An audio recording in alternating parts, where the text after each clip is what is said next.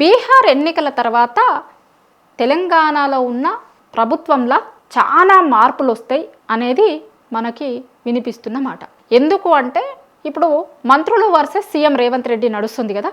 కొంతమంది మంత్రులేమో అసలు సీఎం రేవంత్ రెడ్డి గారినే మార్చాలే, ఆయన హైకమాండ్ నిర్ణయాలకు వ్యతిరేకంగా పోతున్నాడు, తెలంగాణలో తీసుకుంటున్నటువంటి చాలా నిర్ణయాలు కాంగ్రెస్ పార్టీకి నష్టం చేసేలాగా ఉన్నాయి, ఇట్లనే ఉంటే గనక కాంగ్రెస్ పార్టీ ఇంకా జన్మలో తెలంగాణలో అధికారంలోకి రాదు అనేటువంటిది చాలామంది మంత్రులు హైకమాండ్కి చెప్తున్నారట.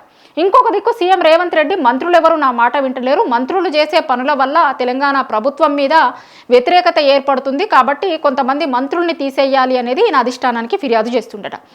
సో మంత్రులు మారబోతున్నారా లేకపోతే సీఎంఏ మారుతాడా, ఏం జరుగుతుంది అనేది బీహార్ ఎన్నికల తర్వాత తెలుస్తుంది. ఇప్పుడు హైకమాండ్ బీహార్ ఎన్నికల ఆ ప్రచారంలో కావచ్చు, అక్కడ ఉన్నటువంటి ఇష్యూస్లో బిజీగా ఉంది కాబట్టి తెలంగాణలో జరుగుతున్నటువంటి ఇష్యూస్ పట్ల వాళ్ళు ఫోకస్ చేయదలుచుకోలేరు.